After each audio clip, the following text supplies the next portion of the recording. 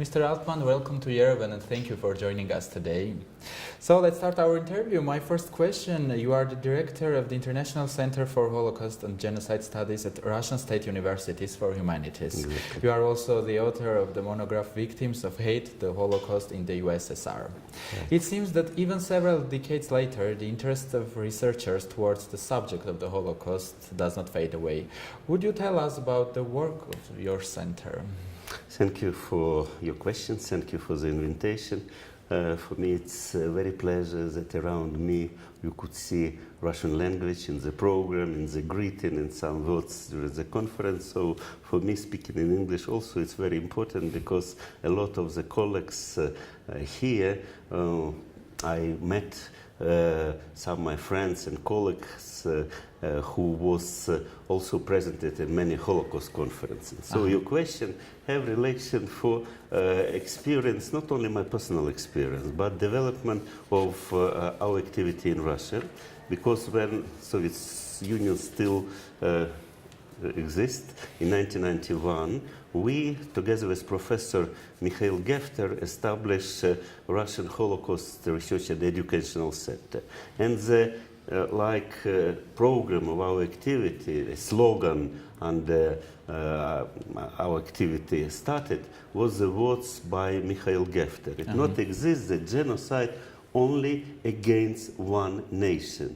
Genocide always against all nations. So it was very interesting. Then at the beginning of the 90s, term genocide was more popular as a title as the term Holocaust. So when we chose this term in the name of our center, it was very, very unusual. Later I was known that only in Budapest exists center with title Holocaust. But for us, it was like the program, non-Jewish world, because our organization united people, different nationalities. We are not Jewish organization. We are invited person only on the professional level. And we was very successful to teach Holocaust and preparing teachers in the secondary school, museum, exhibition, so on.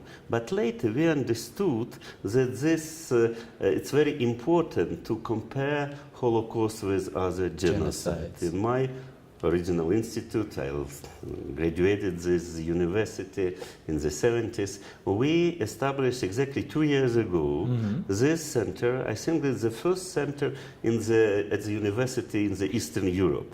So for us, it was very important to invite professional in another subject. So maybe why I am here with you on this forum. Thank you. Mr. Altman, the slogan of your center is memory and prevention, yes? Right. How important is it to keep the memory alive, especially in the generation which is several times removed from the horrors of genocide? I think we chose the best way how to collect information about activity of our teachers and our students. We hold the contest, international contest with the same name that you mentioned now, where some Armenian students and people participated. I am happy that one of the winners in the painting was young students, school children from Armenia, and also one student, his name is Narek, from Medicine University. He was one of the winners of our student contest and presented his paper at UNESCO during our annual conference. So this is where we collect information about activity of our students. We help to them do it, and also we are working with the teachers who are preparing these students. Since help to us working, Russia is very huge, a big country, but now maybe 80% of region of Russia involved in our project. For me, it's very important stressing one new idea what we are doing, because Holocaust Memorial Day is dedicated January 27 when Soviet army liberated Auschwitz. Among liberated was represented all Soviet Republic, as minimum 300 Armenians. Some of them became the hero of this battle. In our exhibit, we are preparing travel exhibit that was shown in 3 headquarters, United Nations, Council of Europe, and UNESCO, some parliament, so on. In one of the panel, this is Mayor, Armenian Mayor, who was directly liberated Birkenau. And during our project with our students and teachers, it had happened 2 years ago, we found old lady, his widow. She is Ukrainian. They married 1944, and she also was at Auschwitz this time. She presented, and we have a picture, this lady near the picture of her former husband. So this activity, I speaking about it because we need the assistance, our Armenian colleague, to try to find information about fate of all liberators from Armenia. There seems to be a general consensus about the important, if not pivotal, role of education and culture is preventing genocides. But education is equally important to facilitate the reconciliation. Would you agree with this opinion? You see, this depends from the mentors, from the system. My experience teaching Holocaust helped to me understand what we need in our university program. Not only teach students and future magisters, but preparing special program, magister program on the subject Holocaust and Genocide. So history, Holocaust and Genocide. Now we are preparing this program because it's very important to help young researchers have this like elevator.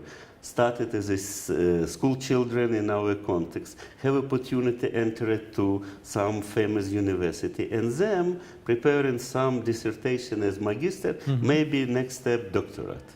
So I believe the education in this case, where we have some leadership under young talented students, it's very, very important.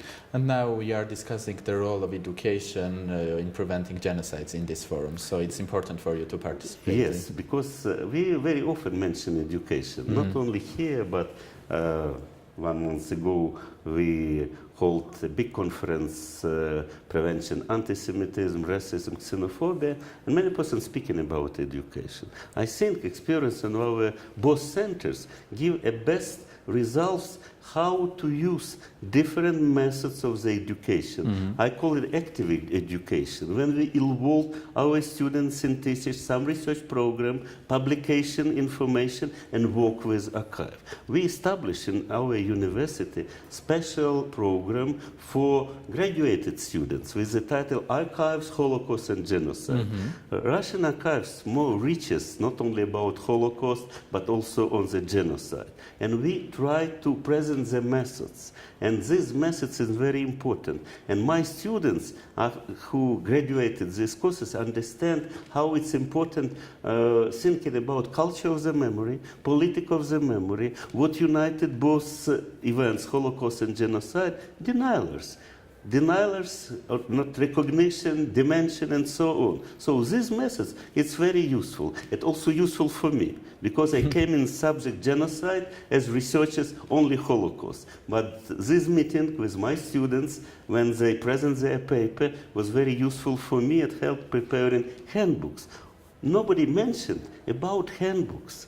Because, for example, in the Holocaust education, a lot of methodical material, so on. But we need special books, handbooks for university, firstly. I hope next year we will publish our volume. And we especially invited some researchers from Armenia. Maybe I also give some proposal, some participants here that should be like international project. And this international handbook, like a first step. It's some practical steps should be discussed here. Tomorrow I will speak about it. Okay, great job.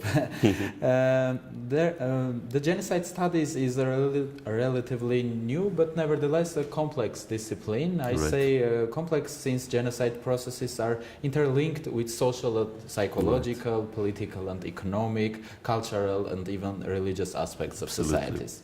Can there be a one-size-fits-all approach to preventing this crime, or each and every case needs a specific set of measures? It also was very interesting experience for me when I spoke with students who before learned about the genocide. I'm speaking now about Armenian genocide. This was very politically and very angry and was ready to raise many political questions that cannot solved on this level. I suggest to them to work with the facts. This is some very big discussion between educators of the Holocaust, emotion or facts. But you see, we are living in the situation where it's necessary to know about the facts. Before emotion, you should know the facts, because you will meet with your students or your colleagues somebody who will be give to another interpretation. You should be ready to thinking about it. So this is very important to unite with this direction, and I believe it's possible. Okay, and my last question is about cultural genocide, when we witness not the physical extermination of the people or a group, but eradication of its cultural heritage, of the important part of its identity. This includes also forcing members of the group to change their religion, name, forced marriages for the girls, and adoption of young children. This is the story of many survivors of the Armenian genocide, especially young children and girls. Does the International Center for Holocaust and Genocide Studies address this issue? Not yet, but I think it's one of the conclusions, my presence here. I know very successful activity International School of Yad Vashem. They invited teachers, sometimes researchers, students from many countries. I think here in Armenia should be established international schools on the genocides. Not only Armenian genocide. For example, started from genocide all Christian people during First World War.